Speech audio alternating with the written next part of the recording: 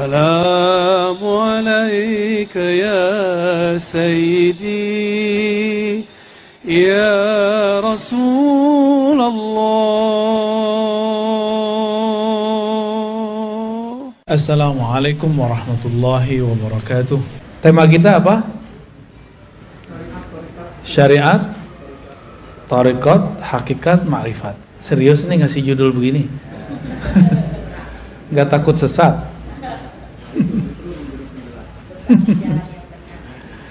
Baik. Syariat, tarekat. Ada apa ini? Ada mic baru nggak?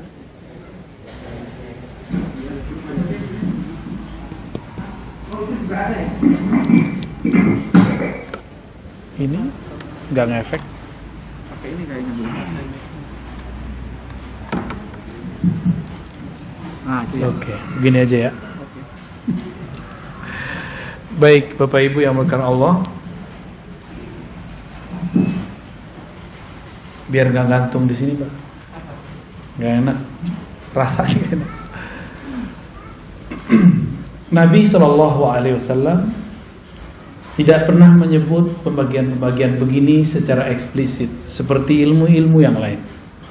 Sebagaimana tidak ada pembagian hadis sahih, hasan, dhaif. Sebagaimana tidak ada pembagian usul fikih menjadi fikih. Tidak ada pembagian ilmu tafsir. Semua pembagian itu tidak ada. Ya. Siapa yang membagi ini? Para ulama. Karena Nabi itu datang satu paket.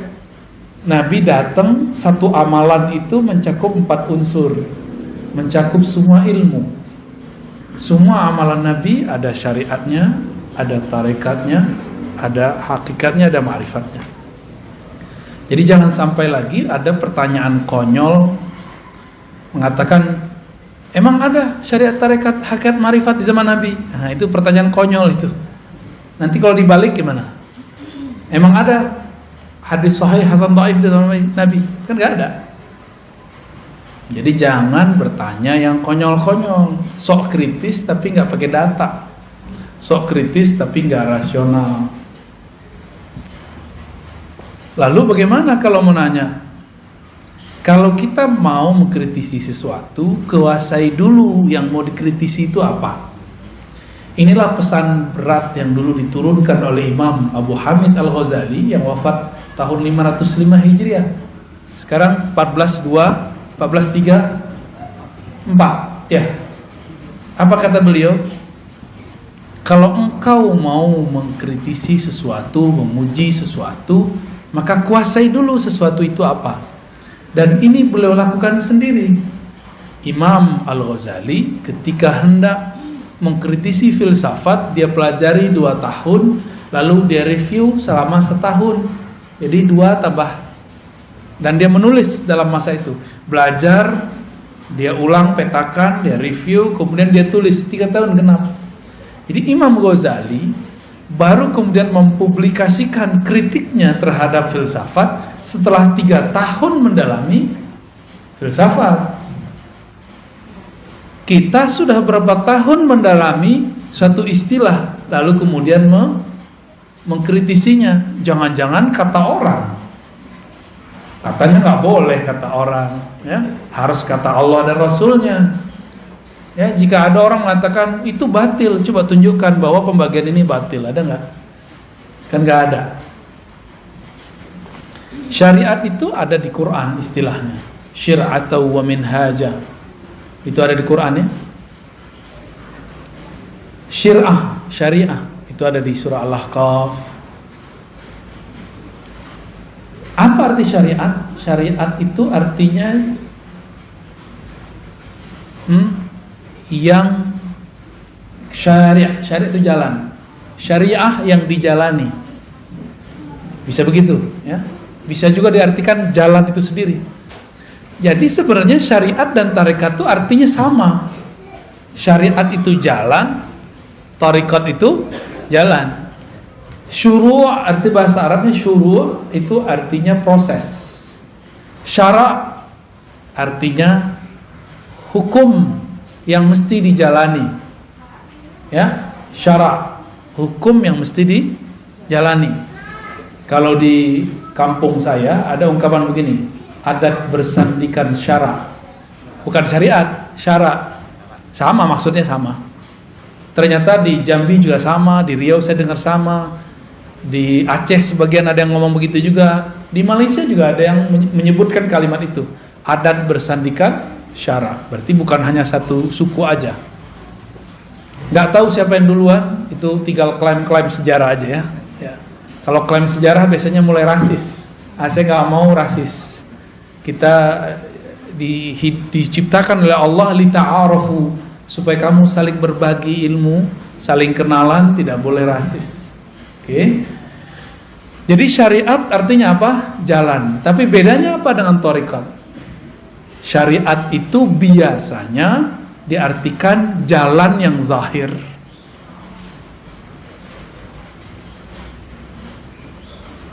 Kaedah-kaedahnya ada pada syariat. Nah, saya menerjemahkannya lebih eksplisit.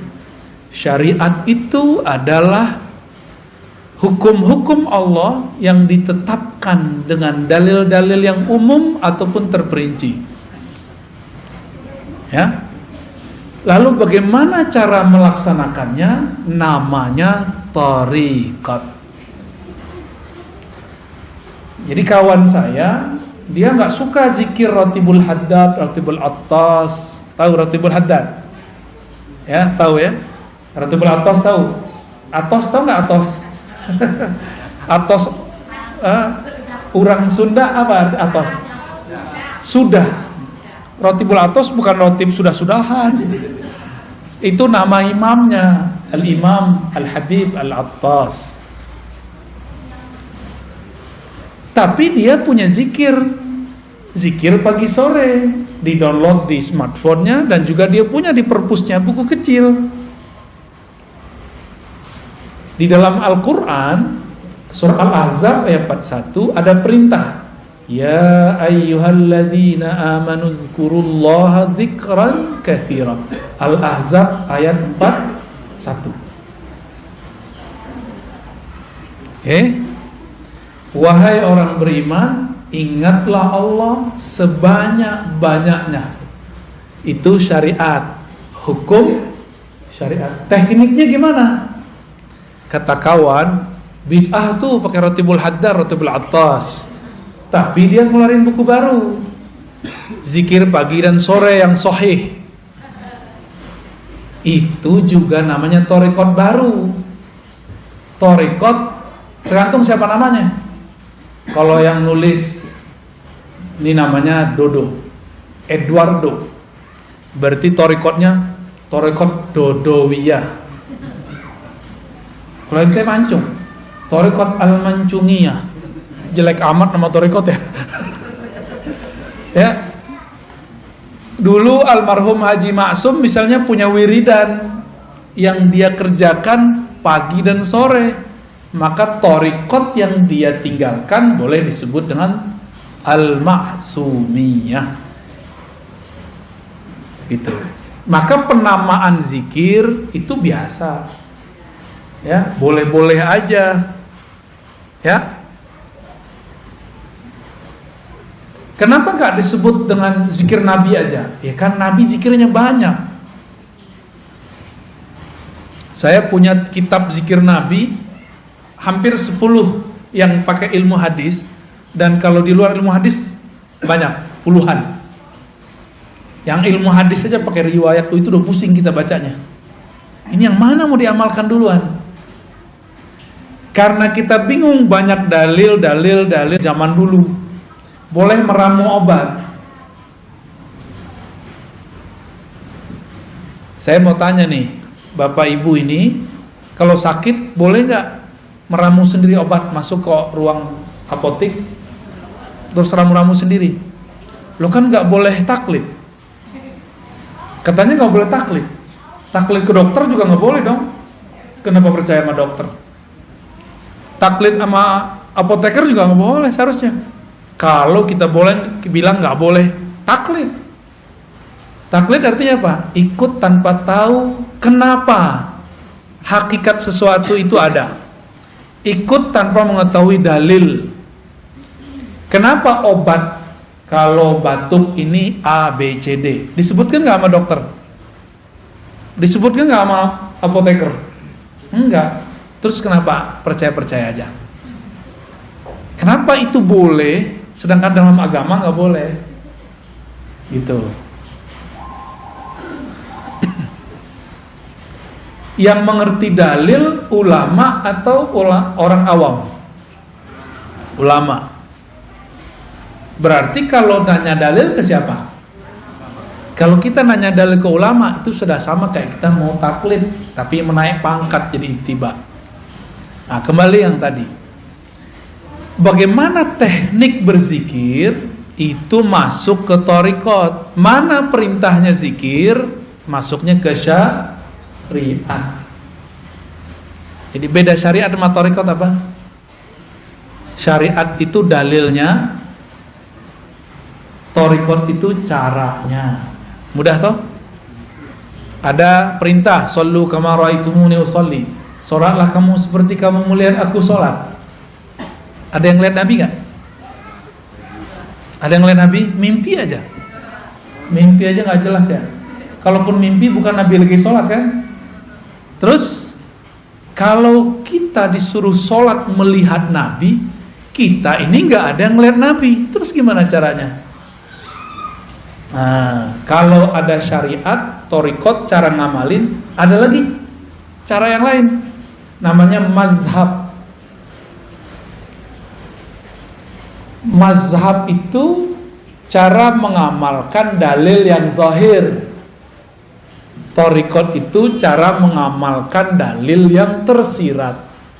Jadi mazhab mengamalkan yang tersurat, thariqat mengamalkan yang Udah tahu perbedaannya? Oke. Terus gimana? Kata kawan, tidak boleh ikut mazhab. Ya, tidak usah ikut Syafi'i, langsung aja ke Nabi. Kalau Syafi'i berbeda dengan Nabi, kita ikut Nabi. Konyol nggak? Imam Syafi'i bisa beda sama Nabi. Terus ente gimana nasibnya? Kalau Imam Syafi'i yang jarak beliau dengan Nabi cuma 2 orang, bisa berbeda dengan Nabi, terus nasib antum apa? Yang jarak dengan Nabi 14 abad, 1400-an tahun. Mikir-mikir kalau mau ngomong ya. Tapi ada yang lebih dahsyat lagi. Kalau sahabat berbeda dengan Nabi, kita ikut Nabi. Jadi dia adu-adu sahabat sama Nabi. Ini orang lebih berbahaya daripada Syiah, lebih berbahaya dari Khawarij, lebih berbahaya dari Mu'tazilah.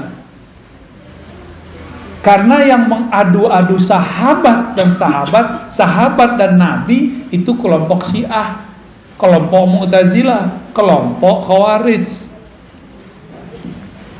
Kelompok Syiah bilang para sahabat pengkhianat, merampok, mencuri, mengambil pemerintahan yang Nabi wariskan kepada anaknya, mantunya, lalu diambil oleh mereka. Maka mereka benci ke Abu Bakar, ke Umar, Utsman. Saya nggak tahu Syiah yang di Bandung begitu apa enggak. Kali ada Syiah Al-Bandungi, dia masih cinta sama Abu Bakar, kan kita nggak tahu. Siapa tahu kan beda, namanya doang yang sama. Kalau sama, wah berarti dia bisa saudaraan sama kita. Tapi kalau mereka menghujat sahabat, ya saya hello aja ya. Gak bisa, kita gak bisa bersahabat. Ente aja gak bisa bersahabat sama sahabat Rasul, gimana bersahabat sama kita? Gitu ya. Ada orang ngomong begitu, bener gak? Kalau imam mazhab, Imam Syafi'i beda sama Nabi, kita ikut Nabi. Jadi dia pernah berpikir, bersuuzon ke imam. Kalau Nabi, imam ini berbeda sama Nabi. Imam ini buat ajaran baru. Jadi yang dia pikirkan mazhab itu agama buatan imam. Ini kesalahan besar ini. Ini logika yang nggak nyampe. Buat definisi tapi nggak nyampe. Dan saya sering ketemu dan sudah sering contohkan. Mereka ngomong nggak usah ikut Syafi'i, langsung aja ke Sahih Bukhari. Masih ingat? Masih ada nggak orang begitu? Masih ada. Padahal kita udah ngaji kemana-mana, kita ulang-ulang ini. Tanda dia kalau ngeritik kita nggak pernah dengerin video kita. Ya. Imam Bukhari murid dari muridnya Imam Syafi'i. Imam Bukhari ini juga riwayatin hadis, cuma tidak dikenal sebagai periwayat, dikenalnya sebagai imam mazhab. Imam Syafi'i, kebalik. Imam Syafi'i dikenal sebagai imam mazhab, padahal juga meriwayatkan hadis. Imam Bukhari berguru ke murid Imam Syafi'i, maka mazhabnya Bukhari itu sangat dekat ke mazhab Syafi'i. Kalau Imam Subuki positif masukkan, Imam Bukhari mazhabnya Syafi'i. Udah positif belum masukkan. Karena pas kita presentasikan ajaran Imam Bukhari hampir dekat dengan mazhab Syafi'i.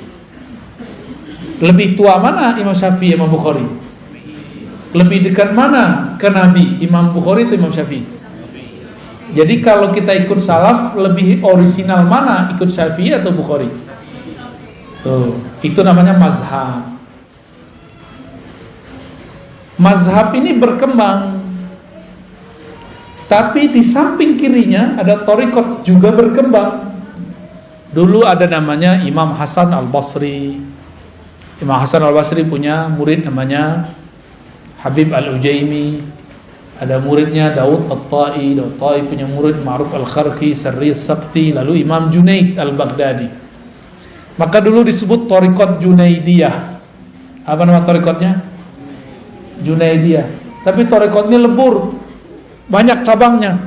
Cabangnya ada thariqat Naqsyabandi, ada Qadiriyah, ada Khalwatiyah, ada Suhrawardiyah, ada macam-macam nama thariqat pecahan daripada Imam Junaid. Dalam pecahan itu, kita ambil dua sampel. Thariqat Naqsyabandiyah dan Thariqat Qadiriyah. Nabi berbicara dalam syariatnya, afdaludz dzikri la ilaha illallah. Dalam surat Muhammad, fa'lam annahu la ilaha illallah. Ada syurb, fi syurb, mau ya?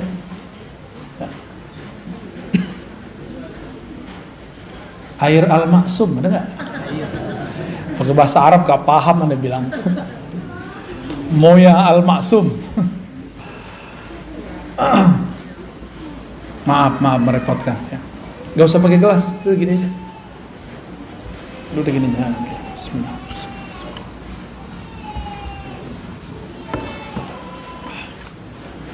Udah gak usah. Ayat ini syariat nih. Fa'lam annahu la ilaha illallah. Surat Muhammad ayat 19.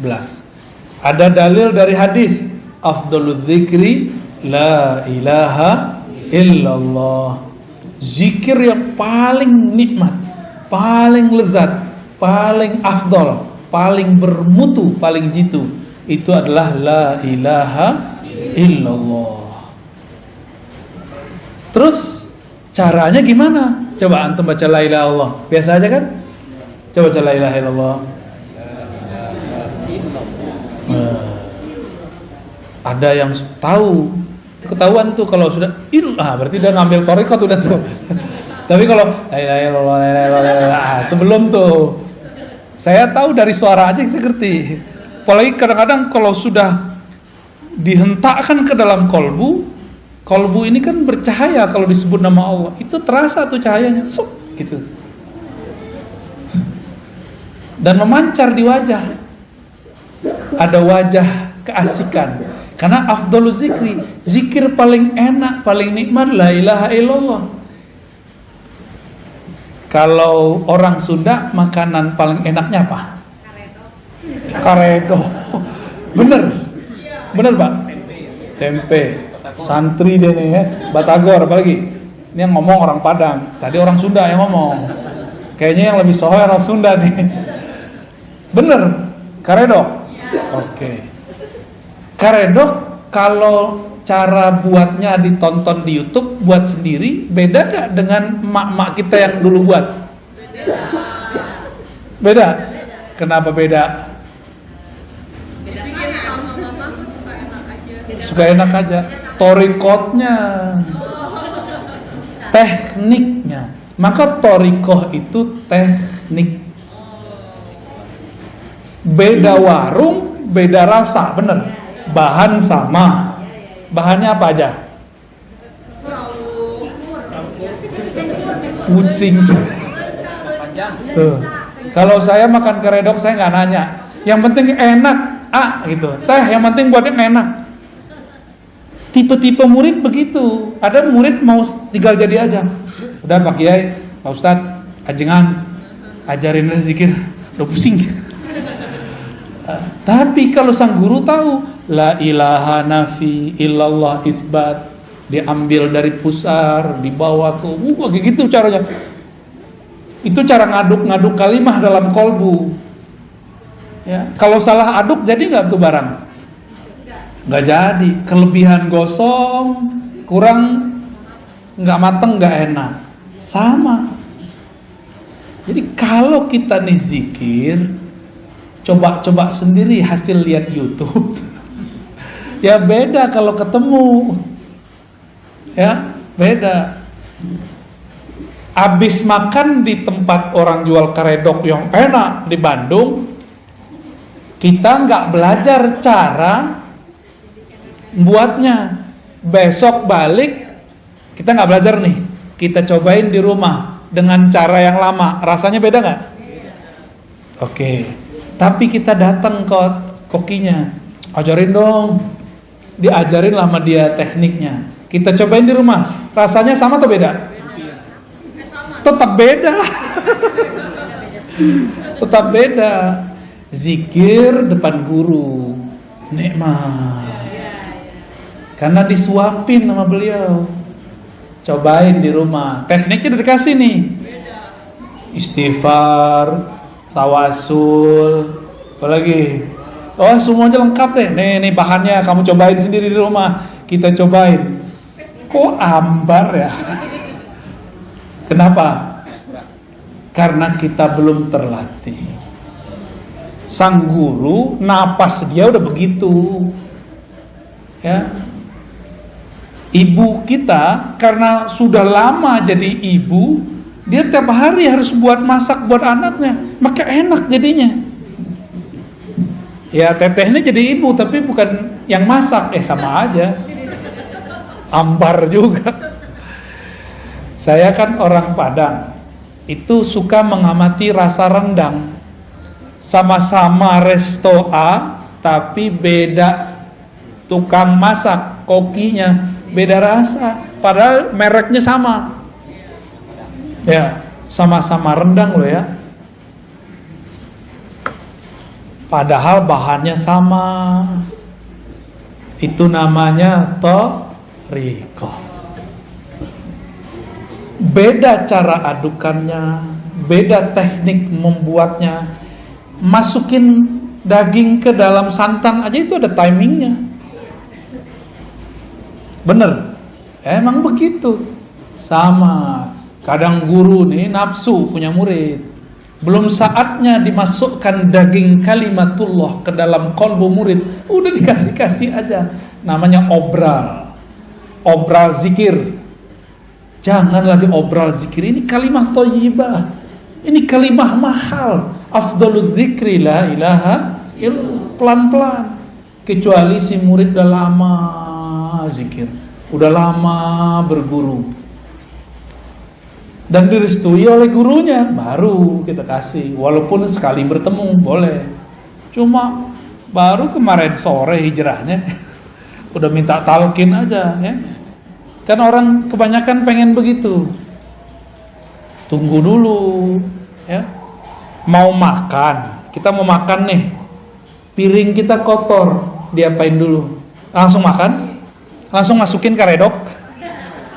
Ya. Ya, dicuci dulu. Dilap dulu, itu namanya taubat. Kolbu ini kan tempat, kalau kita nih maksiat pakai mata, pakai telinga, itu di kolbu tuh nodanya banyak. Itu harus dibenerin dulu. Baru nanti kalimah la ilaha illallahnya masuk ke dalam kolbu dan dia tidak ada halangan. Masuknya nikmat. Tapi coba jus stroberi enak gak? Cuma di dalamnya ada dahak. Di gelasnya ada dahak, gimana? Rasa jelly ya. Rasa apa? Dawet ayu. Warnanya berubah. Mau? Kan gak mau. Jusnya enak, tapi di dalamnya sudah ada yang menjijikkan. Kita gak bisa menikmati. Inilah yang terjadi pada murid yang dia talqin zikir sebelum kolbunya dibersihkan. Pembersihan kolbu cukup istighfar dan taubat. Sederhana aja. Pengakuan kepada Allah gak perlu kepada guru, ke Allah aja. Cukup Allah yang tahu masa lalu kita. Gak usah kita kemudian sampaikan kepada orang. Ya, semua kita ini kan punya masa lalu yang gelap. Bahkan mungkin ya pelangi-pelangi, kadang gelap, kadang terang gitu ya. Ya inilah kita, kira-kira begitu. Kita emang begitu, mau gimana lagi. Maka saya gak percaya ada orang suci 100% kecuali Nabi Muhammad Sallallahu Alaihi Wasallam, kecuali para nabi. Gak percaya saya selain mereka. Kalau mereka emang maksumuna, dijaga oleh Allah. Kalau almarhum Haji Maksum namanya Al-Maksum, beliaunya gak maksum. Benar Pak Cepi? Pernah dimarahin gak Pak Cepi? Tuh, dokter aja bilang pernah marahin. Menurut pandangan Pak Cepi sebagai anak, ayah pernah salah gak? Pernah Pak tuh, namanya Al-Maksum benar. Maksud saya apa? Label-label A, B, C, D tidak akan merubah subjeknya. Kita bilang nih, inilah ajaran Rasulullah, inilah yang paling murni, ini langsung dari salafus soleh. Belum tentu, itu kan klaim aja. Inilah yang paling benar, inilah thariqah yang paling sahih, kan klaim. Iklan kecap. Ya, nomor 1 terus. Oke. Itu baru thariqah tuh. Udah mulai paham? Sama-sama karedok tapi beda teknik, beda koki, hasilnya beda. Sama-sama thariqat qadiriyah tapi beda mursyid, beda guru, beda mentor, beda murabbi, beda hasilnya. Beda enaknya. Dan jangan salahkan para salik, para penikmat ini, dia sedang memburu restoran ruhani. Namanya Naqsyabandiyah. Siapa dulu kokinya? Siapa dulu pimpinan dapurnya? Siapa dulu pemiliknya? Ya. Apalagi sudah beda menu. Naqsyabandiyah menunya beda dengan Qadiriyah. Di Naqsyabandiyah zikir lembut dulu, baru zikir keras. Nggak ada keras juga sih, zikir bersuara aja. Di Qadiriyah zikir keras dulu, la ilaha illallah, gitu kan? Kalau di Naqsyabandiyah enggak. Mata dipejam, lidah dikunci, sebutlah selembut-lembut mungkin nama Allah. Kayak kita bermanja-manja kepada sang kekasih bernama Allah. Beda nggak? Beda, badan lemes-lemesin. Kalau di thariqah qadiriyah enggak, kalau perlu tangan di kepal. Dulu saya belajarnya begitu. Kepal tanganmu, ya. Tarik nafas, baca. Mulai dari zikirhu Allah, la ilaha illallah, Allahu, semuanya itu. Ada zikirhu aja, ada ahad-ahad aja. Betul-betul menghentak di dalam badan ini. Nah, ada ilustrasi lain. Kita ini ada yang suka musiknya nge-rap, nge-rock. Ada yang suka musiknya slow, bener. Ini wajahnya wajah apa nih? Gak percaya. Ini sukanya apa? Jangan-jangan haram lagi. Sukanya hadroh. Hadroh itu udah separuh-separuh ngerok tuh, tang tung tang, tang tung tang. Saya alirannya slow. Jadi kalau datang ke hadroh, saya request yang lembut dikit ya, gitu. Karena kalau denger duh, dulu masih muda banget, seneng. Dulu Thariqah Qadiriyah, Thariqah Samaniyah yang saya pelajari, kita seneng kalau zikir keras. Apalagi kalau dikasih duk-duk. Allah, la ilaha illallah. Waduh, nikmatnya bukan main. Kalau seminggu itu nggak ada zikir keras, kayaknya dunia ini hambar. Dulu begitu. Belakangan umur udah nambah, ya senangnya yang adem-adem, yang lembut-lembut. Tapi tidak anti zikir keras. Memahami zikir keras ini beda gitu. Cari senangnya yang lembut-lembut. Datanglah Syekh Ahmad Khatib As-Sambasi yang hijrah ke Makkah. Dia belajar 2 thariqah, Naqsyabandiyah, Qadiriyah. Dia gabunglah satu paket. Zikir keras dulu, habis itu lembut. Ya boleh-boleh juga sih. Makanya kalau datang ke pusat-pusat tarekat di Bandung, di Tasik, di Garut, mau jalurnya yang manapun, kalau di Tasik kan sudah masyhur tuh. Abah Anom, Suryalaya, macam-macam. Di sini ternyata juga ada TKN tapi beda jalur. Metodenya sama. Keras dulu baru lembut. Kenapa? Karena memang sudah satu menu. Ya. Cuma kenapa yang ini enak terkenal, yang itu tidak? Kenapa? Sama kayak rumah makan, yang ini terkenal, yang itu tidak. Padahal rasa, bukan rasa, menunya sama. Rasanya beda. Jadi lidah ini nyari rasa. Kalau makanannya fisik, maka lidahnya lidah fisik. Kalau kolbu fisik atau non fisik, maka yang dia sedang cari menu-menu makanan non fisik. Oleh karena itu ulama kita mengatakan zikrullah qutul qulub. Zikrullah itu adalah nutrisi makanan kolbu. Ya. Zikrullah makanan kolbu. Saya mau tanya, mau nggak tiap hari dikasih karedok teh? Bapak Ibu, mau nggak tiap hari dikasih apa biasanya? Nasi liwet. Mau nggak tiap hari dikasih nasi liwet? Enak juga. Lama-lama tensinya naik, kolesterolnya naik, lidahnya tiba-tiba jadi asin. Mau nggak tiap hari? Bosan. Oleh karena itu, kolbu ini juga ada kebosanan. Innallaha la yamallu hatta tamallu. Allah itu tidaklah akan bosan selama-lamanya sampai kamu bosan. Maka teknik la ilaha illallah pun ada macam-macamnya. Ada teknik A, ada teknik B, ada teknik C. Zikir keras itu tekniknya beda dengan lembut. Dalam keras itu juga ada beberapa teknik. Bosan. Inilah masalah thariqat. Ini masalah thariqat, ini saya sampaikan nih. Kok thariqat zikirnya 2 aja, la ilaha illallah ma Allah Allah. Padahal zikir banyak. Berarti ada yang belum sempurna dalam thariqat itu. Kurikulumnya kurang lengkap. Ya.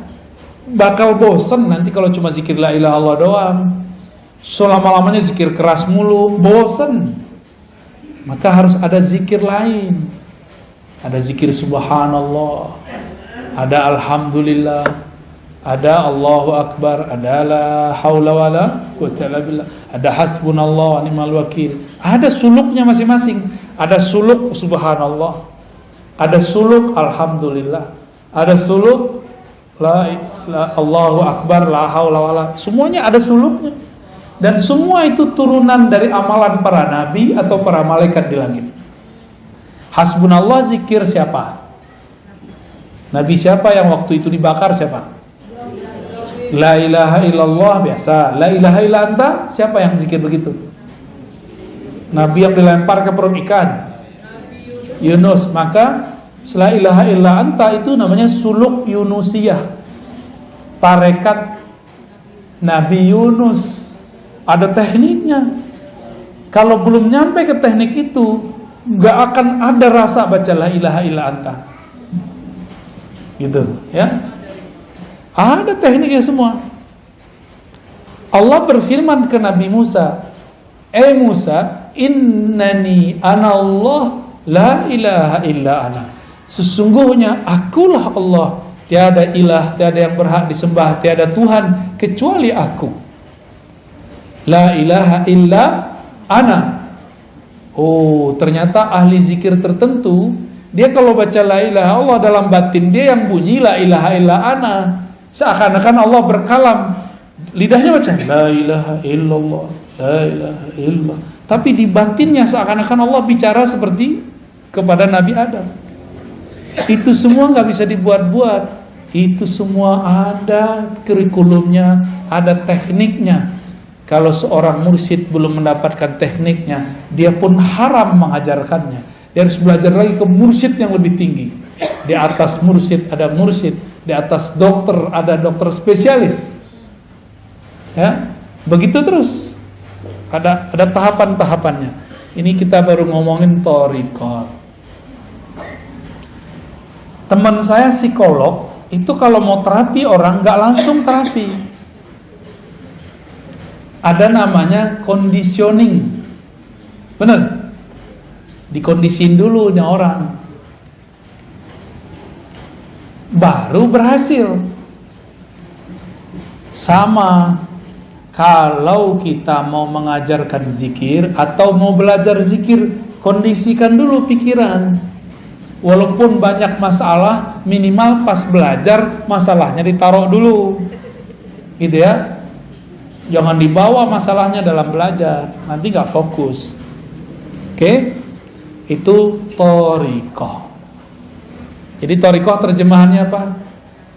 Jalan atau teknik mengamalkan dalil yang tersirat.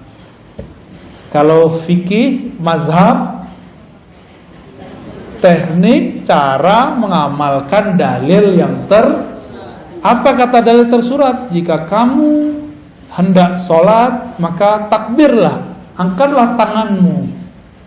Kita takbir, Allahu Akbar. Rasanya ada nggak? Kalau tidak belajar thariqah, rasanya hambar.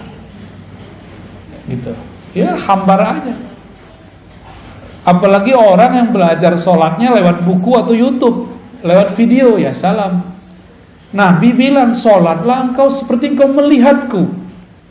Kita nggak lihat Nabi, maka kita harus cari orang yang ketemu Nabi. Siapa yang ketemu Nabi? Ada nggak? Ya udah, cari guru yang ketemu Nabi. Kita datanglah ke guru yang ngajarin sholat. Kita tanya, antum ketemu Nabi nggak Pak Kiai? Pasti dia bilang tidak, paling mimpi doang. Terus tahu dari mana sholat? Saya punya guru. Gurunya kita tanya lagi terus sampai ke sahabat Nabi. Jadi jarak kita sama Nabi udah 14 abad. Berarti caranya sudah mungkin ada tambahan, ada pengurangan. Supaya tidak ada tambahan dan pengurangan, wajib lewat mazhab. Supaya nanti kita nggak salah kira. Kita kira orang berbeda sama kita menambah atau mengurangkan. Jadi kenapa ada kelompok sekarang suka nyala-nyalain ibadah kita? Karena dia belajar fikih bukan lewat mazhab. Mereka anti mazhab. Maka di luar mereka bid'ahkan. Gitu. Ya, bahaya nggak tuh? Bahaya sekali. Jadi salah satu musibah di umat ini munculnya kelompok anti mazhab. Secara rohani, musibah bagi umat ini munculnya kelompok anti thariqat. Akhirnya zikir hambar semua. Dia baca zikir pagi sore tapi nggak ada efeknya dalam hidupnya. Dia sholat, ruku, sujud tapi tidak ada natijah rasa yang dia dapat setelah membaca. Kata orang-orang ini, sholat nih, mohon maaf kalau jidannya ada hitam ya. Jidan hitam itu boleh-boleh aja. Cuma bukan itu yang dimaksud simahum fi wujuhim min athari sujud. ada tanda bekas sujud di jidat mereka, di wajah mereka, wujuhihim, karena bekas sujud. Saya udah putar-putar nyari riwayat, adakah jidat Nabi itu hitam, nggak ketemu. Meskipun berjidat hitam boleh, nggak ada masalah kan, emang mungkin kulitnya agak sensitif, orangnya juga sensitif, lengkap sudah. Terus apa yang dimaksud tanda sujud? Tanda sujud, saya sering sebutkan, orang sujud kepalanya di mana? Di bawah apa? Di bawah tempat paling kotor di alam semesta. Nih, tempat buang air kecil. Ya walaupun bajunya bagus, walaupun bedaknya Masya Allah, bajunya oke, tapi bagian situ bau nggak? Nggak enak kayak ngomongin begitu ya. Tapi emang itu bau, udah selesai. Sekarang ditaruh di bawahnya. Gimana? Maka yang disebut athar sujud, bekas sujud adalah hilangnya kesombongan seorang hamba. Itu baru disebut bekas sujud. Jadi siapakah yang sujud kepada Allah? Orang yang sudah melepaskan kesombongannya, ego-egonya, merasa sok pinter, sok alimnya, sok solehnya, sok merasa paling benernya, dia buang sudah. Karena yang merasa sok bener di sini, bener. Yang merasa pinter mana? Yang merasa bergelar ini. Yang merasa manhajnya, mazhabnya paling bagus, thariqatnya paling keren ini. Kalau ini nggak mungkin. Ini maka ditaruh di bawah. Jadi asarus sujud adalah kerendahan hati. Efek dari sujud adalah rendah hati. Gimana? Udah rendah hati belum? Lagi belajar. Kadang-kadang jujur, mending jujur begitu. Berarti sholat kita ini sudah benar belum? Kira-kira sholatnya diterima nggak? Kayaknya nggak diterima sih. Soalnya simahum fi wujuhimnya belum ada. Karena puncaknya sholat ketika kepala di bawah. Di saat itu tidak ada lagi ego, tidak ada lagi sombong. Kalau masih ada, sholatnya belum diterima, kira-kira gitu. Gimana dong? Orang-orang kayak kita ini sok soleh, sok merasa sholat. Ada orang telat sholat aja kita kata-katain. Ya, ada orang gak sholat, kita suzon. Ya. Dia padahal udah jamak. Ada orang kita lihat gak sholat, padahal dia sudah jamak. Bisa gak begitu? Ya, susah ya. Emang begitu sih ya. Di otak ini, ya, kortek depan ini dia sukanya prasangka. Ternyata otak ini di istilah orang-orang ahli neurologi disebut otak reptil. Ini yang disebut dalam Al-Quran, ulaika kal an'am, mereka itu seperti binatang. Otak reptil itu 5-10%. Selebihnya sisanya berapa? Otak kanan atau kiri 40 45 ya, 45 kiri kanan itulah yang akan mendalami thariqat, hakikat, ma'rifat. Sayangnya orang cuma berpikir pakai 10% ini. Makanya jadi bodoh seumur hidup. Keras sekali. Cari lawan terus, karena reptil kan suka nyari lawan. Kepalanya begini terus tuh. Siapa lo? Aliran baru nih. Jadi setiap kali ada kelompok baru, kepalanya seperti reptil. Kalau nggak menghindar, ngelawan. Begitulah terus. Ulaika kal an'am. Nyalak mulu. Ya? Maka di Quran disebut seperti kalbun. Seperti si gugu. Jika engkau biarkan yalhas, jika kau perhatikan yalhas, engkau apa-apain yalhas. Yalhas itu lidahnya begitu mulu. Auzubillah min dzalik. Kita ini jangan-jangan baru sujud fisiknya, belum sujud. Kita baru sujud fikih, mazhab, belum sujud thariqat. Kalau sudah sujud thariqat, tahu tekniknya. Kalau engkau sujud, rendahkan egomu, hancurkan egomu, hinakan jiwamu di hadapan Allah. Dihina-hinain benar.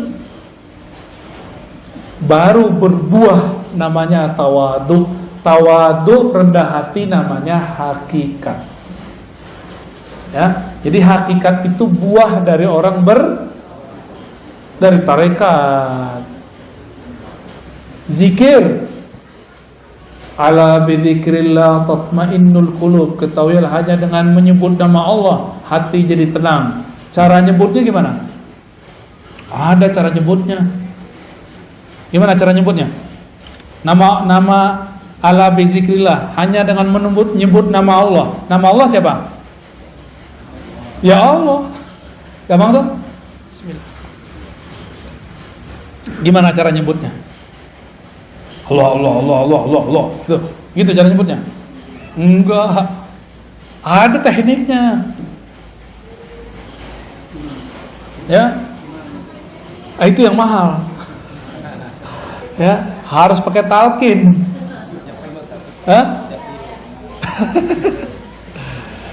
Harus pakai talqin, mahal itu. Maka barang begini nggak boleh diobral, haram hukumnya diobral. Ini mutiara dari Allah, karena dia seafdol zikir. Kalau diobral, orang nggak menghormati barang ini nanti, dapat dibuang. Itulah yang terjadi pada banyak murid. Talqin sini, karena diobral talqinnya, dia tidak pernah lagi mengamalkan zikirnya. Karena dia nganggap, kita kalau beli cincin tepi jalan, pede nggak pakai tiap hari. Tapi kalau beli cincin di toko yang eksklusif, pede nggak pakai tiap hari? Pede. Kira-kira begitu, ya. Ini lebih dari cincin. Ini sesuatu yang kita masukkan ke dalam diri. Mau obral-obralan, maka dalam thariqah kami, talqin itu bukan nomor pertama. Nomor pertama at-ta'allum wa ta'lim, ngaji. Udah bener ilmunya, baru talqin. Udah hilang syaknya, sehingga dia tahu nama yang akan dibaca dia adalah zat yang maha agung. Maka dia pun akan mempersiapkan jiwanya untuk membaca. Nggak mungkin lewat Zoom, pasti dijemput kok. Antum ini kan lucu, takut COVID ngaji lewat Zoom. Tapi kalau pengen makan resto, datang langsung. Ya salam ya. Nggak adil sama diri sendiri.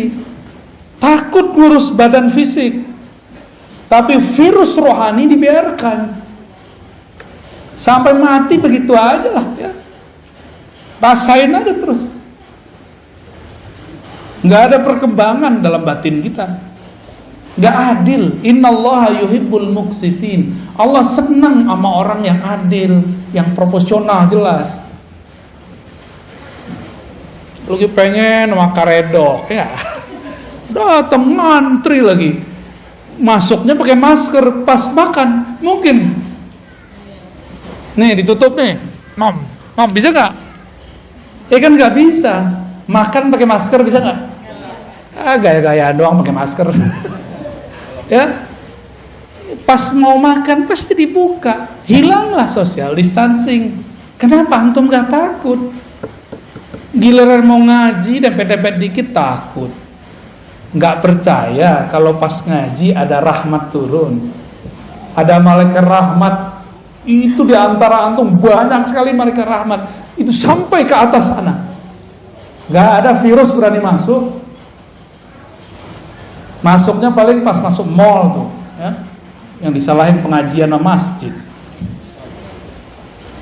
Malaikat itu kalau ada orang duduk di tempat zikirnya, lalu doa, Allah marhamhu, ya Allah rahmati dia, selamatkan dia, jagalah dia.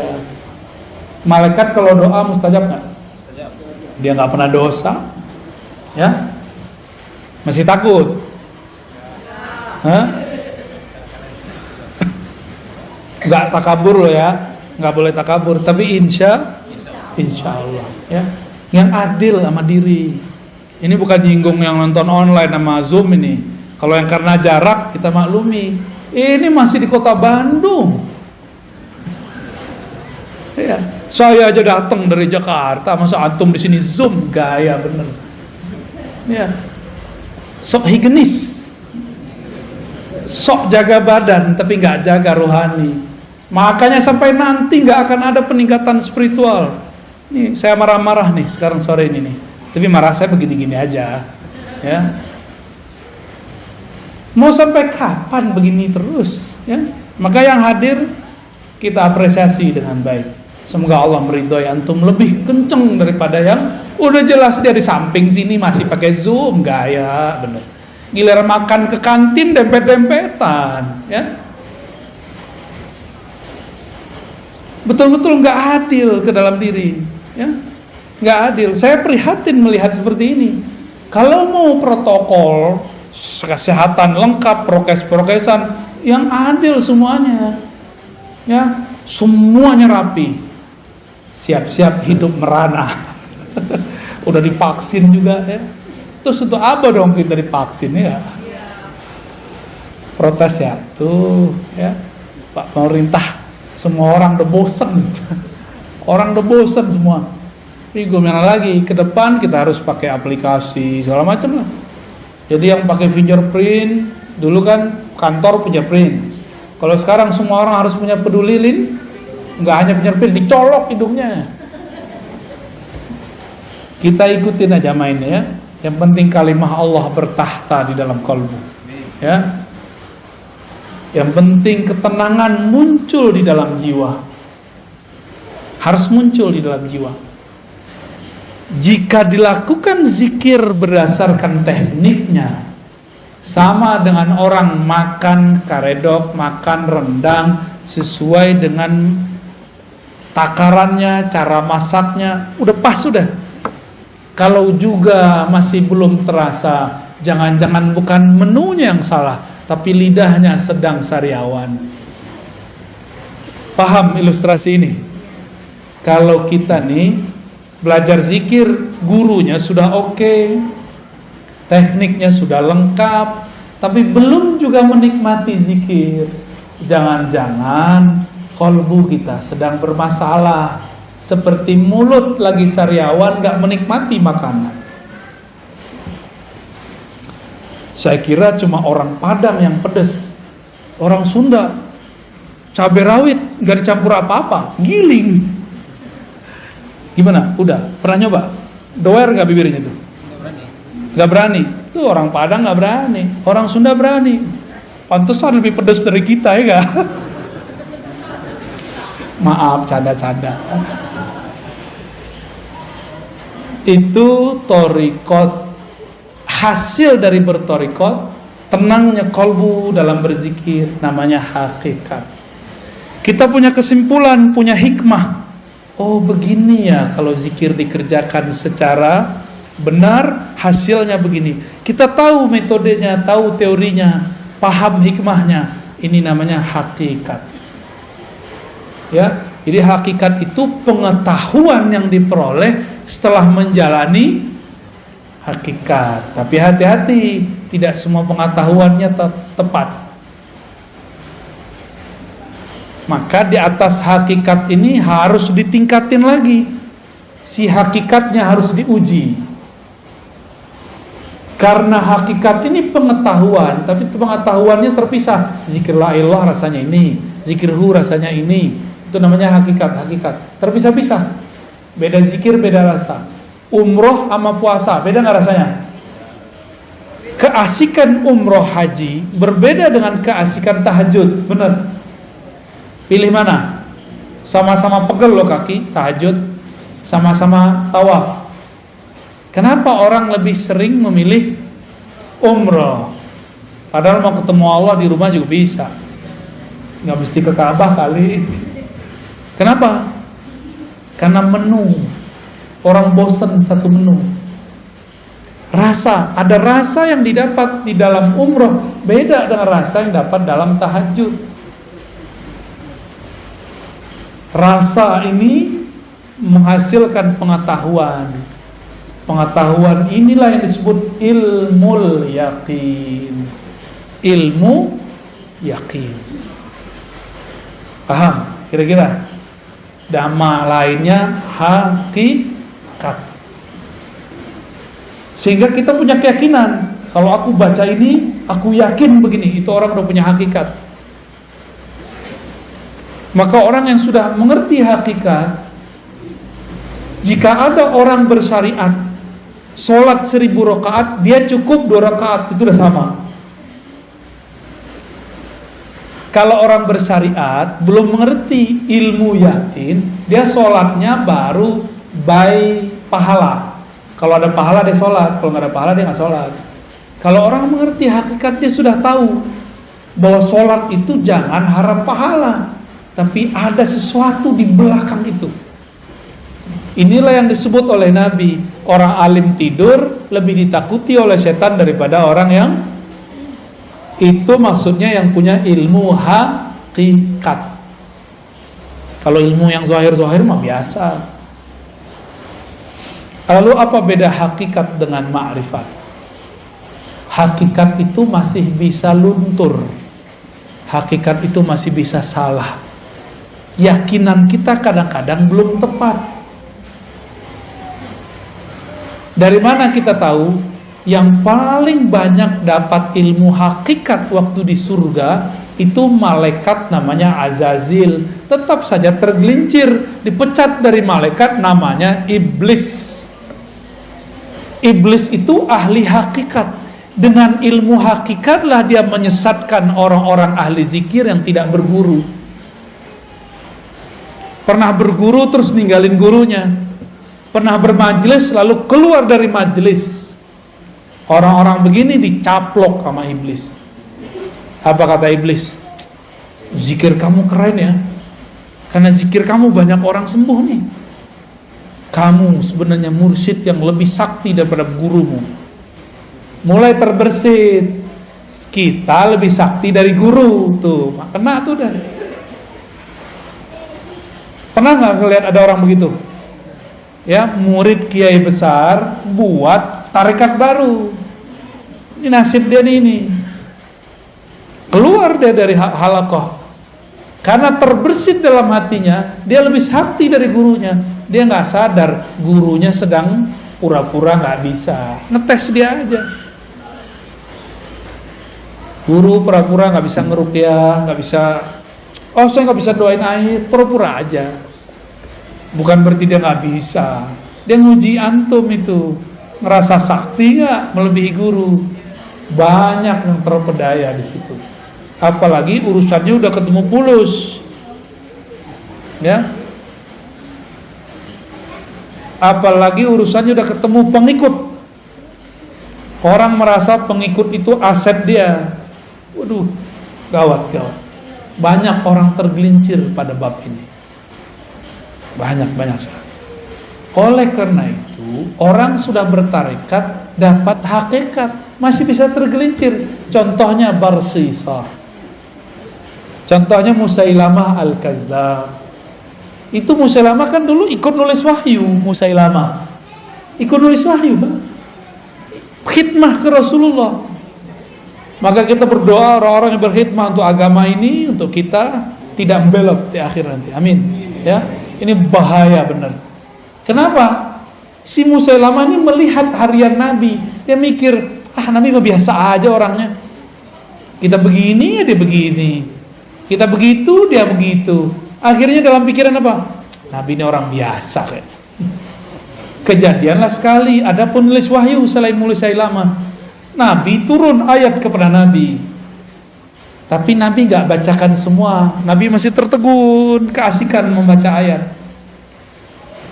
Si penulis wahyu ini diizinkan Allah terbuka tarbir rohaninya. Dia dengar Jibril baca ayat. Surat Al-Mu'minun itu tentang penciptaan alam, penciptaan tubuh kita. Fatabarakallahu ahsanul khaliqin. Dengar dia.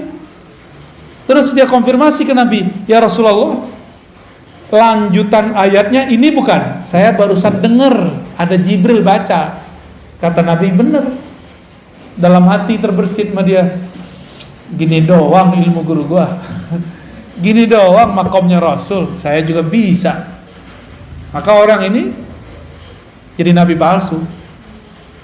Kalau murid jadi mursyid palsu, buat tarekat palsu, karena dia merasa dia bisa mengakses apa yang diakses gurunya. Dia kira gurunya cetek, ya.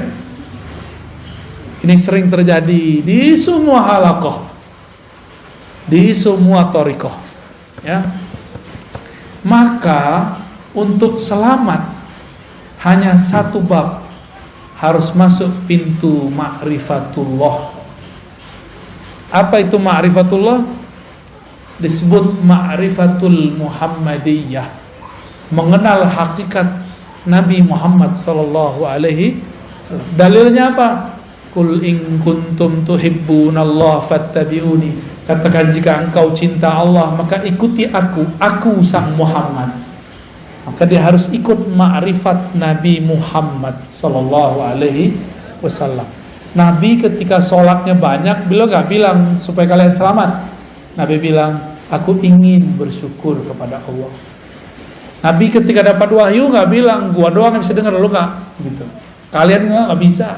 Gak ada Nabi kesombongan begitu, gak ada. Nabi selalu merendahkan hatinya di hadapan Allah dan para sahabatnya. Yang dimaksud al-haqiqah al-Muhammadiyah, itulah kemurnian akhlak Nabi Muhammad sallallahu alaihi wasallam, yang berakhlak dalam hakikatnya, dalam bertorikotnya, dalam bersyariatnya, itulah yang dapat ma'rifat. Dan tidak sedikit kita dengar ada orang ketemu orang semakin tinggi teori ma'rifatnya semakin sombong. Apa itu? Ngeremehin orang, berarti dia sombong gak? Gak level, gitu kan? Kajian kulit tuh gak penting. Nih kajian hakiki nih, kajian hakikat nih, kalian gak tahu. Ngomong begitu itu sombong namanya. Sedangkan Rasulullah mengajarkan tidak boleh sombong. Udah jam 5, Ustaz. Kholas ya? Ya udah tanya jawab ya kalau ada. Fadhal.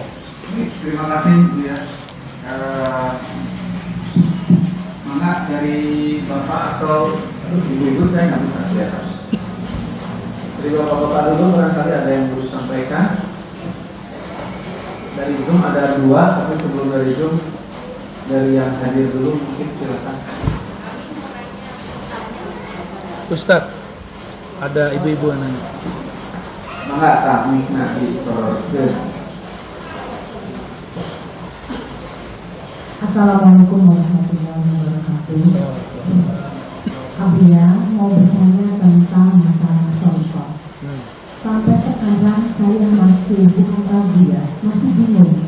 Karena dalam satu sisi ada yang mengatakan bahwa kita itu bertobat harus sama orang yang masih hidup. Mursyidnya itu harus masih hidup. Sementara yang lainnya bilang, oh tidak usah, yang sudah meninggal juga tidak masalah. Yang begini yang mana Abu ya? Begitu. Oke. Assalamualaikum. Kalau kita ini belum mandiri, guru wafat, maka sebaiknya punya mursyid yang masih hidup, yang dapat ijazah dari mursyid itu atau dari mursyid yang lain. Jangan yang nggak dapat ijazah, nggak nyambung nanti, nggak nyambung ke Nabi Muhammad, nanti nyambungnya ke iblis. Ya, yang boleh ngajar zikir adalah syaikhun ma'zunun inda syaikhihi, guru yang diizinkan, diijazahkan gurunya. Kalau nggak dapat ijazah, sedapat ijazah aja yang diajarin, jangan lebih. Nggak pernah diangkat mursyid, jangan ngaku mursyid. Mursyid itu nggak mesti tua loh ya. Itu masalah otoritas satu thariqah. Ada di thariqah tertentu yang dapat ijazah umur 90, di thariqah yang lain umur 19 sudah diijazahin. Saya ketemu kemarin waktu ke Sumatera, ada Guru saya, dia sudah memimpin suluk dua torikot, Naqsyabandiyah dan Samaniyah Qadiriyah. Itu dia mimpin dari umur 20. Sekarang umurnya udah 70 sekian. Berapa tahun tuh? Ya, jadi nggak mesti tua fisik. Mana ada kaedahnya tua fisik? Nggak ada. Kita kan bayangin Syekh Mursyid harus tua, pakai tongkat, harus pakai sorban, ya salam. Mursyid itu mau pakai apa aja dia mursyid. Mau mereka baju kaos, dia mursyid. Orang nggak akan bisa luput karena ada mutiara di kolbunya. Sekali dia berbicara, keharuman rohaninya tercium oleh orang yang mencari rohani. Nggak bisa dibohongin. Rumah makan, masak, udah ditutup, kecium baunya nggak?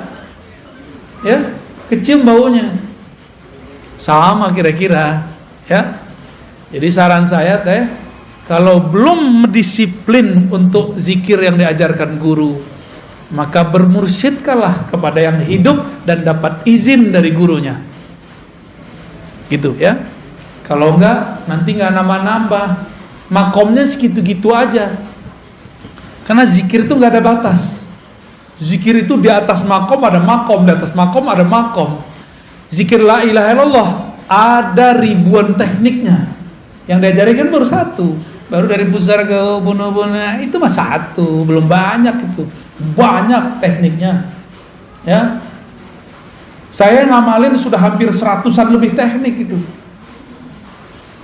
Baik yang langsung diajarkan beliau-beliau ataupun yang ya, secara rohani.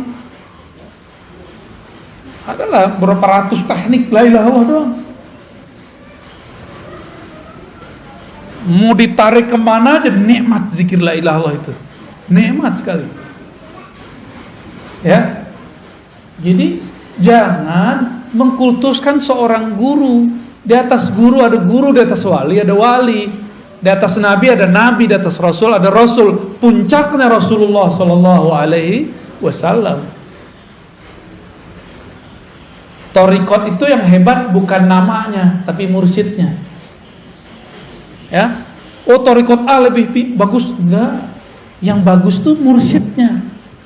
Karena banyak juga yang torikotnya sama, nggak berkualitas orangnya. Ya, sama kayak tadi, sama-sama karedok. Ya, tapi beda orang, beda yang masak, beda hasilnya. Jadi bukan karedoknya yang salah kalau dia nggak enak, tapi yang salah si gurunya.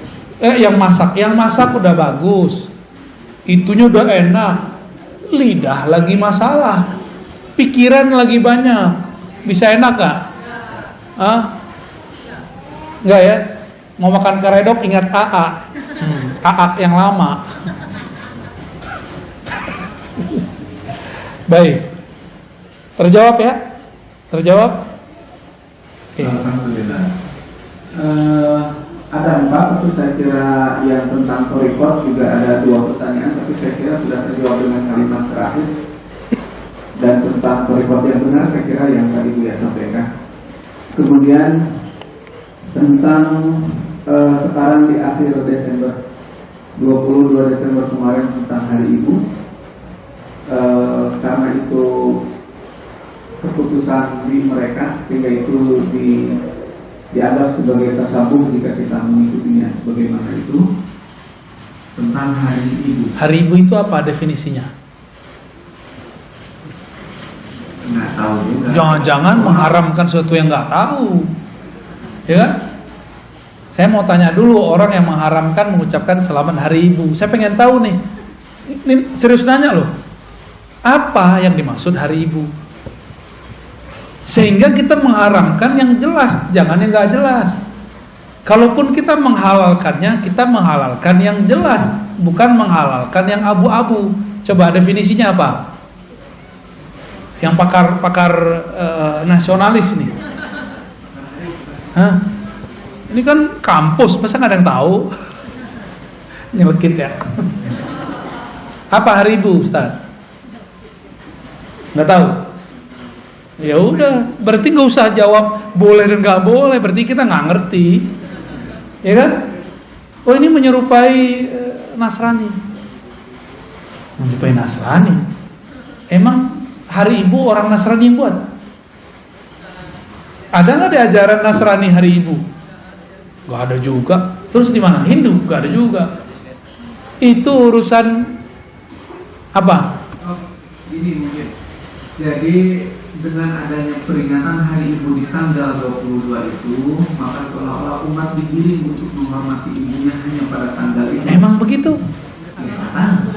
Sedangkan oke, good.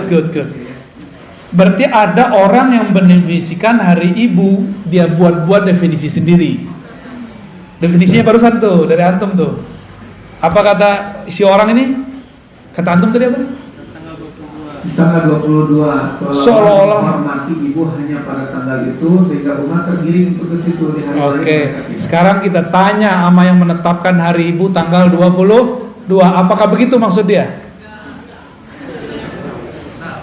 Enggak. Coba buka sendiri kan udah ada googling. Terus selama ini Google nggak dipakai. Cuma nontonnya nggak jelas. Cobalah, aneh pura-pura nggak tahu kok tadi ya. Emang begitu definisi hari ibu. Giliran belajar agama pakai Google. Yang begini aja, yang cetek aja nggak pakai Google. Gaptek namanya, itu punya fatwa al-Gaptekiyah. Fatwa mazhab Gaptek. Tanya dong sama orangnya. Apa maksud mereka hari ibu? Apakah cuma hari ibu menghormati ibu? Memang begitu yang membuat kebijakan buat? Enggak kok, kita aja suuzon. Jadi kita buat definisi sendiri, terus kita haram-haramin. Sama kayak orang mau posting video, buat sendiri videonya, rekam sendiri, posting sendiri, like sendiri, puji-puji sendiri, wow keren. Ya salam. Ini zaman benar-benar bahlul bener ini. Buat definisi sendiri, terus haram-haramkan sendiri, terus marah-marah sendiri, terus ajak umat untuk marah-marah. Gak begitu kalau kita mau berfatwa. Fatwa itu ada ilmunya. Gak boleh fatwa pakai nafsu. Fatwa itu pakai ilmu. Sebelum berfatwa wajib memetakan masalah yang difatwakan. Selesai memetakannya, baru kita bilang ini yang masalah di sini, yang itu tidak masalah, atau ini masalah semua. Harus sama dulu persepsinya.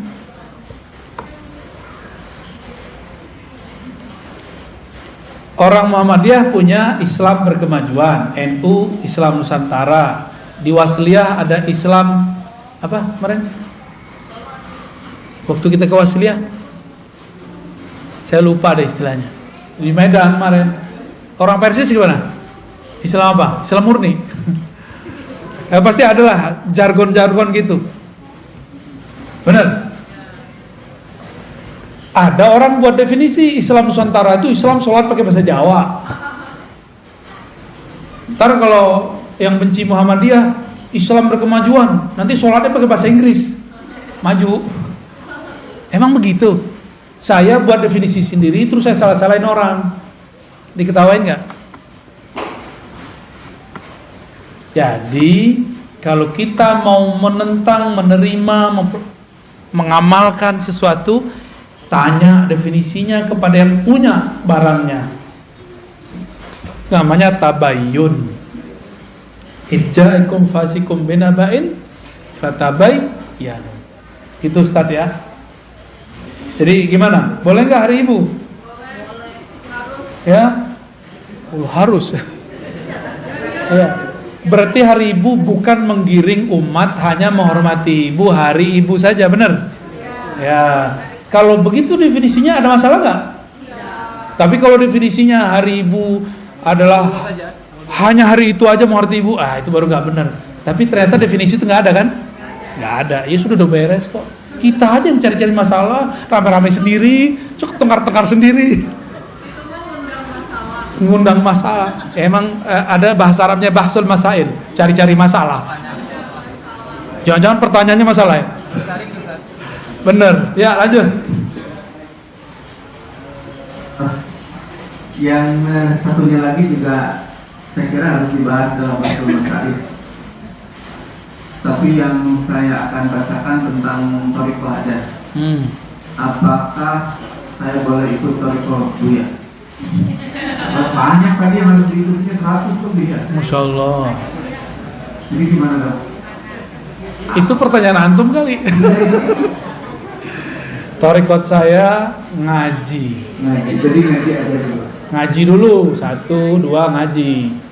Antum hafal nggak? Yang kedua apa? Ngaji. Hah? Tuh, baru lupa. Ini khidmahannya aja lupa. Apalagi antum. Ya? Khidmah. Yang ketiga baru talqin. Jadi saya nggak mentalkin kecuali saya lihat orangnya sudah berkhidmah baik ke perjuangan thariqah atau ke umat. Kita lihat dia. Atau dia sudah berkhidmat jauh untuk dirinya. Ada orang datang dari mana-mana. Dia udah lama ngaji, udah mentok. Kita lihat khidmatnya bagus, kita talqin. Tapi itu nomor 3. Bahkan nomor 4 gitu. Terus apa lagi? Sholawat. Maka orang ikut thariqat kami nggak punya sholawat, keluar aja ya. Kita sholawat minimal 313. Atau kalau nggak bisa 100 pagi 100 sore. Tuh, nggak bisa juga ya 10 pagi 10 sore, nggak bisa juga. Nggak bisa juga. Udah diskon tuh. Ya, thariqat ad-diskonia. Suwe. Terus apa lagi? Mujalasalatul sholihin, duduk bersama orang soleh, bergaul dengan orang soleh. Kita ini kan gak soleh, kita ini masih rusak. Supaya kita ini terbentuk dengan kebaikan, maka carilah komunitas orang baik. Jangan-jangan kita lah yang merusak komunitas yang lama. Ya, jangan bilang tuh komunitas itu jahat tuh, aku kalau di sana pasti rusak. Kita yang merusak mereka. Nih teman saya nih ada mantan nih. Kalau dia nggak ada, kata temannya nggak ada lo nggak ada rame, nggak ada dia nggak mabuk orang. Nggak ada dia nih, orang nggak mabuk.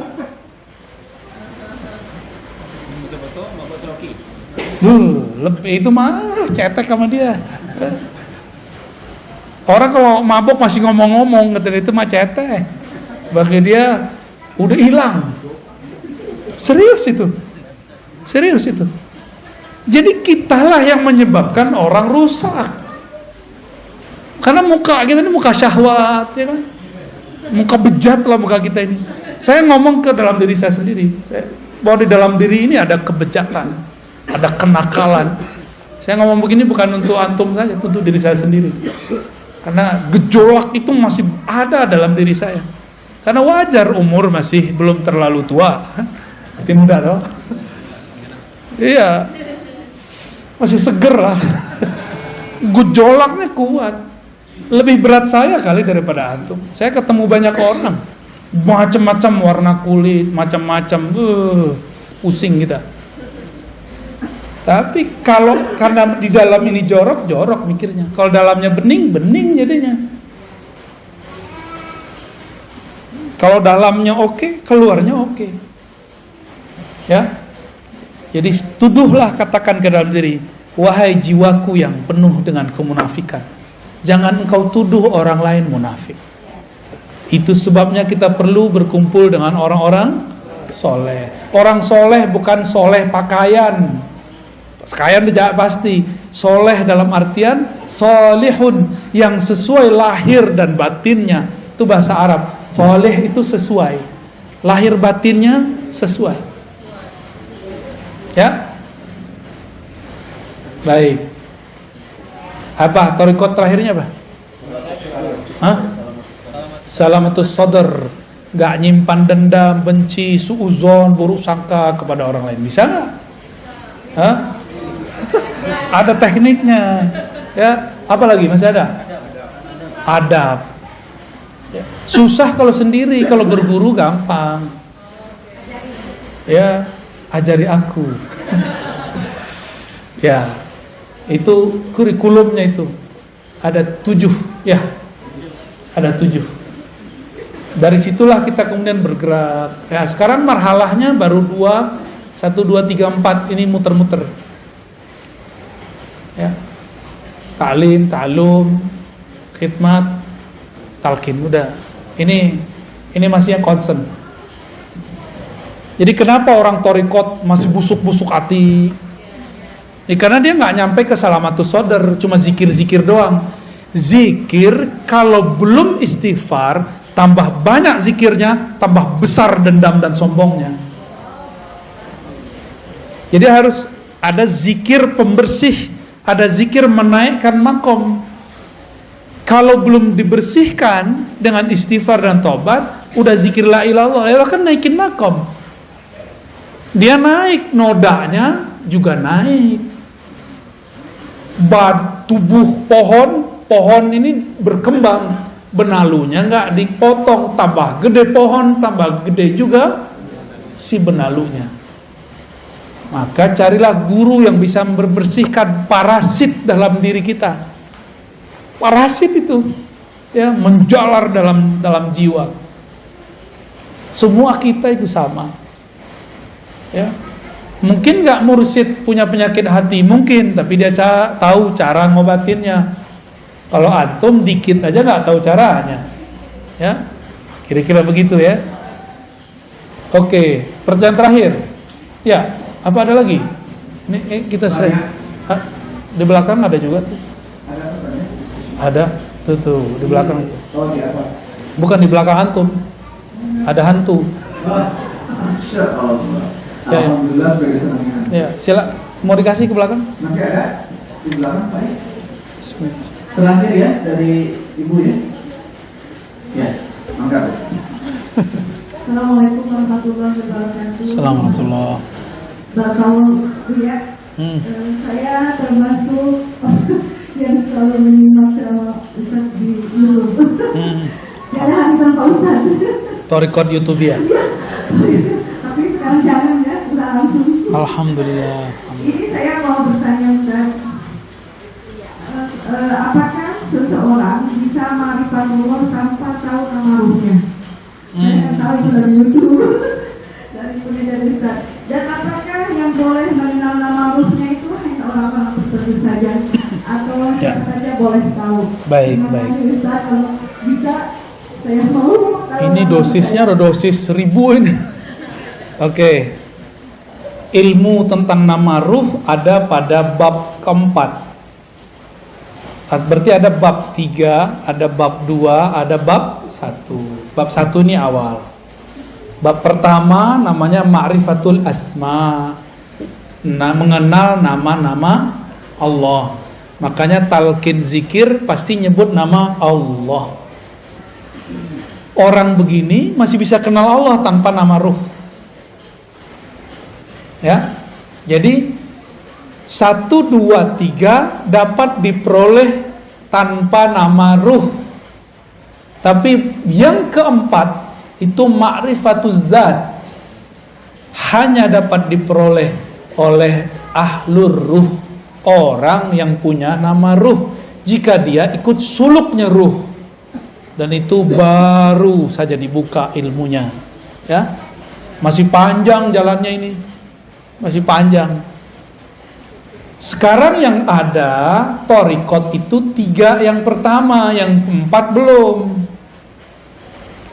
Belajar ma'rifatul asma, itu nomor 2. Bab kedua, nomor pertama.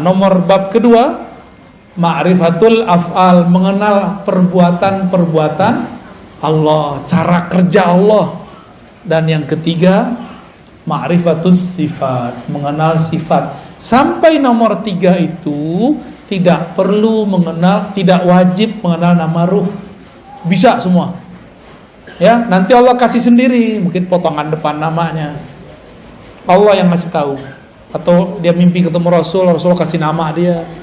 Saya ketemu beberapa mursyid yang dia sampai dikasih nama oleh Rasulullah. Tapi biasanya cuma depannya aja. Nama itu ada rangkaian-rangkaian namanya. Karena nama itu diambil dari karakter Nur Muhammad yang memancar dari Ahmad. Warna, ini cahaya ada warnanya nggak? Kita bilang ini cahaya terang, perih di mata atau teduh? Cahaya ini perih, Benar. Maka kita sebut cahaya ini perih, cahaya ini tajam. Itu nama dia, nama cahayanya. Tapi menerangkan nggak? Oh, cahaya ini walaupun tajam, dia menerangi ruangan. Itu nama berikutnya. Maka satu cahaya bisa banyak nama. Nah, Ahlul Ruh itu ngasih nama cahaya itu. Nama itu sebenarnya sudah ada sebelum kita lahir. Sebelum kita ke alam ini, kita sudah ada belum? Sudah. Jika hidup di sini nggak pakai nomor KK dan KTP, bisa kemana-mana nggak? Ruh kalau nggak punya nama nggak bisa masuk ke badan kita. Emang Allah main serabut-serabut doang ngambil ruh, sud gitu, nggak bisa. Ada daftar nama yang antri untuk ditiupkan. Ada namanya dia. Dan yang punya pengetahuan mengenai nama ruh bukan saya, Bu. Saya cuma penjelas metodologi keilmuannya. Mungkin ada santri yang nggak sabar, terus keceplosan ngomong, Buya Ustadz nih muter-muter aja. Buka aja sih, seenak perut lu aja. Nggak bisa begitu. Ilmu ini ada tahapan-tahapannya. Jangankan ilmu ruh, ilmu talqin aja belum saya bagi-bagi semua kok. Apalagi ilmu. Ya, jangan suka-suka kita komentar, ya. Ini zaman orang komentar suka-suka. Antum komentar, hati-hati. Nabi mengatakan dalam hadis Sahih Bukhari, bisa jadi satu kalimat tidak terasa keluar, tidak terasa diketik, tapi membuat yahwi ila jahannama sab'ina kharifa. Itu membuat dia terjatuh ke dalam jurang-jurang jahanam. 70 kharif. Saya nggak tahu terjemahan yang pas tuh kharif itu. Selapa lamanya orang udah mati dari kemarin, dia belum nyampe-nyampe juga. Ada munafik mau dilempar oleh Allah di masa Rasulullah. Itu dia sampai sekarang belum nyampe itu ke bawah. Karena kalimat itu. Saking dalamnya itu sab'ina kharifan, 70 kharif. Dalam kayak palung Mariana kalau di laut tuh. Dalamnya bukan main. Hati-hati komentar. Ya, saya nggak pernah biasanya menghiraukan orang berkomentar, tapi kalau dikomentar tentang nama ruh, ini agak sedikit kita tandain, ya. Hati-hati ente, ya. Hati-hati gitu aja. Nabi Musa ingkar dikit aja diputus sama Nabi Khidir. Padahal itu sudah buat kontrak itu. Kita bukan nabi, men ingkar-ingkar aja. Siap-siap diputus dari ilmu ruh. Ilmu ruh itu ilmu paling mahal. Paling mahal itu. Sabar-sabar gue. Ya, sabar-sabar. Nanti kalau ada komunikasi dengan teman-teman riba, daftar aja nama ruh. Kalau beruntung kita ketemu ahli yang ngasih nama ruh, kita mintain namanya. Ya. Ada nama ruh, tenang aja, ya. Tapi itu kelas 4 itu. Sekarang belajar zikir thariqat yang ada aja dulu, ya. Amalin aja yang ada. Aduh, pertanyaannya udah berat nih, padahal kita ngaji baru berapa bulan nih. Sekali sebulan lagi kan. Pertanyaannya soal laki. Iya. Udah cukup. Saya kira gimana Pak? Cukup ya. Oke. Baik. Boleh. Baik, kami masih ada acara lagi. Mohon maaf tidak bisa sampai maghrib di sini. Dan seperti biasa salamannya dengan hati aja ya, bil qulub. Gak usah juga dokumentasi lah, gak usah lah. Cukup di hati aja ya. Semoga tidak mengurangi kehikmatan kita bergaul bersama, bermujalasah, duduk bersama. Bapak Ibu yang bukan Allah, terutama sahibul bait ya, Dr. Cepi dan tim, semoga antum yang buat kegiatan ini diberkahi oleh Allah. Semoga dijaga selalu oleh Allah ya. Dan beliau yang mendirikan ini, Allah berikan kenyamanan, kebahagiaan, cahaya di alam sana. Amin rabbal alamin. Bagi kita yang hadir, jangan berhenti. Ruh itu tidak pernah puas mempelajari nama Allah, sifat Allah, hafal Allah, dan rahasia-rahasia Allah. Selamat penasaran, Assalamualaikum warahmatullahi wabarakatuh. Sekian dulu, lanjut ke video selanjutnya. Terima kasih sudah menonton, semoga bermanfaat. Jangan lupa like, share, komen, dan subscribe.